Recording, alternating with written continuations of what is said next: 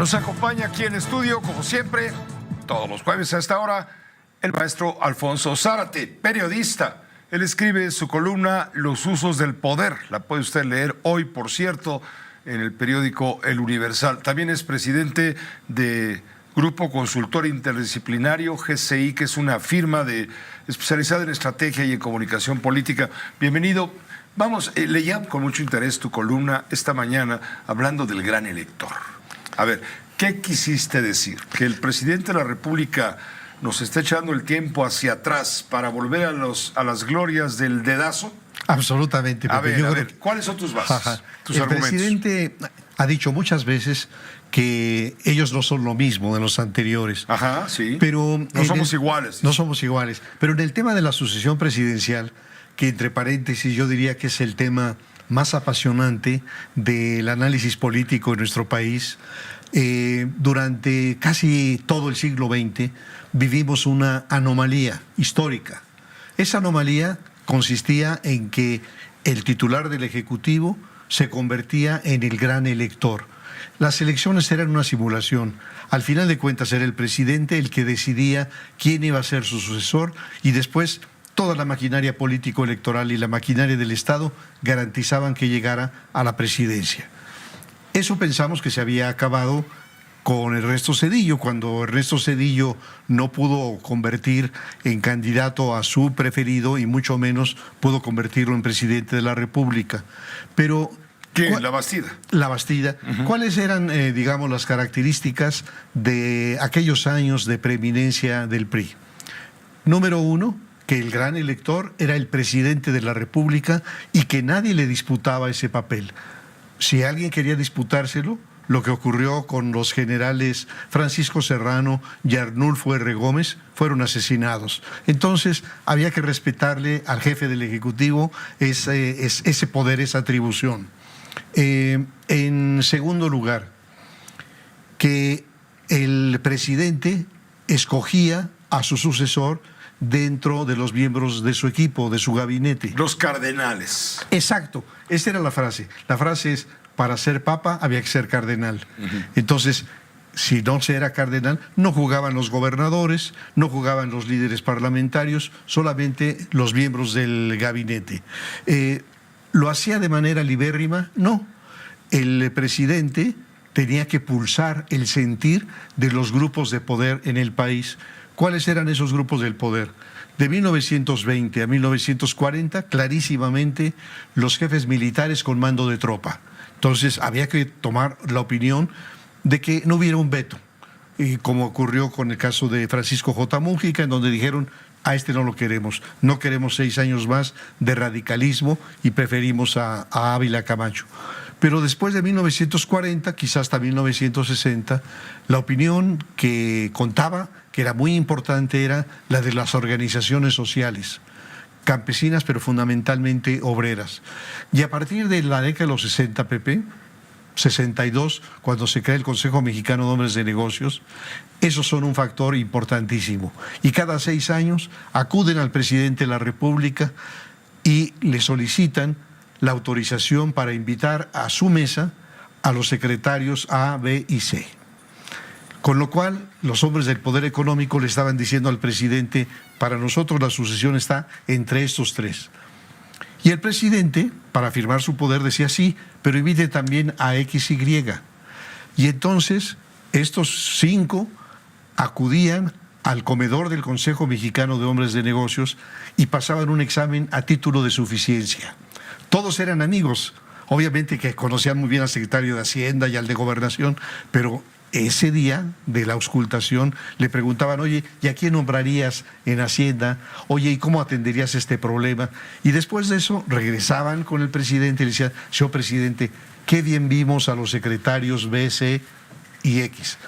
Y el mensaje era muy claro, el mensaje es para nosotros, la sucesión debe estar entre estos 3. Usted desde luego puede escoger al que quiera, pero si escoge a uno diferente, no cuente con nosotros, o nosotros vamos a pagar por ver. De tal manera que la decisión no era una decisión libérrima. ¿Qué otro factor? Lo expresaba don Fidel Velázquez en la frase, la política es como la fotografía, el que se mueve no sale. Bueno, eso significaba que los aspirantes tenían que estar impávidos, eran tapados. Entonces, no podían hacer si yo quiero o no. El otro elemento de esta vieja práctica es que los adelantados eran descarrilados. Aquel que se movía demasiado, pensemos en Moya Palencia, porque los jóvenes no van a recordar nada que tenga que ver con Casas Alemán, pero Moya Palencia se mueve mucho, no sale. Otra regla, el escogido no debía de tener una fuerza propia, de tal manera que el presidente sintiera que me la debe a mí. No es porque él tenga apoyos y grupos, no, me la debe a mí. Entonces, por ejemplo, el propio Moya tenía una construcción de aliados en el legislativo, en los gobernadores, no fue él, fue José López Portillo.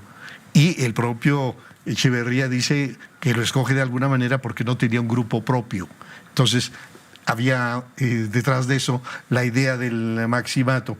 No importaba el carisma del candidato. El partido era suficientemente fuerte para convertir en presidente a alguien notoriamente feo como Gustavo Díaz Ordaz. No tenía que ser un López Mateos carismático, no. El aparato se encargaba de que quien quiera que fuera el candidato llegara a la presidencia. El poder embellece. A partir de ese momento... Cuando Carlos Salinas de Gortari lo criticaban por pelón y chaparro... Y por las orejas. Y orejón, bueno, pues el poder lo volvió un actor de cine. Así es. Entonces, ¿qué tanto de esto vale el día de hoy? Bueno, y un dato más, la discreción.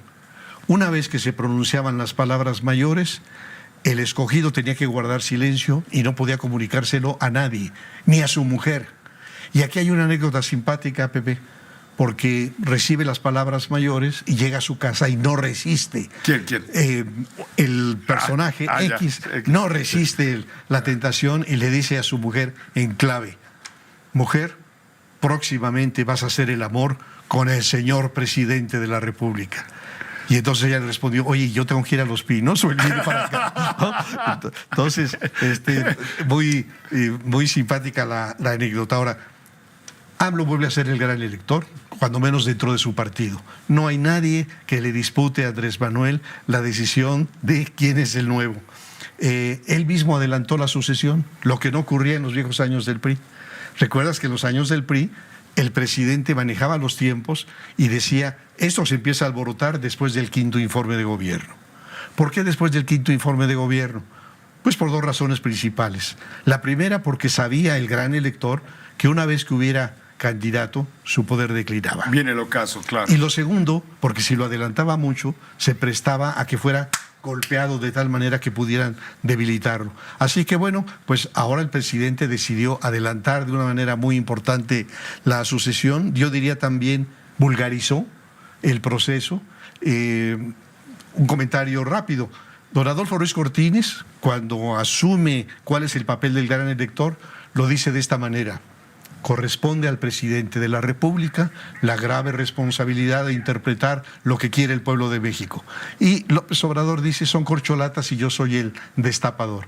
Así que bueno, hay muchos elementos viejos de la época de previdencia del PRI y hay algunos elementos nuevos. Y bueno, ya estamos insertos en este proceso de sucesión presidencial. Pues estas son clases de historia política que te apreciamos mucho, por eso siempre serás bienvenido. Yo a ti por darme este espacio. Gracias, maestro Zárate, Alfonso Zárate, los usos del poder. Vámonos una pausa muy breve, en un momento regresamos, no tardamos. Aquí se escuchan todas las voces. Opina con nosotros. Envía tus comentarios por WhatsApp escaneando este código QR con la cámara de tu teléfono celular o directamente al 55 48 48 03 94.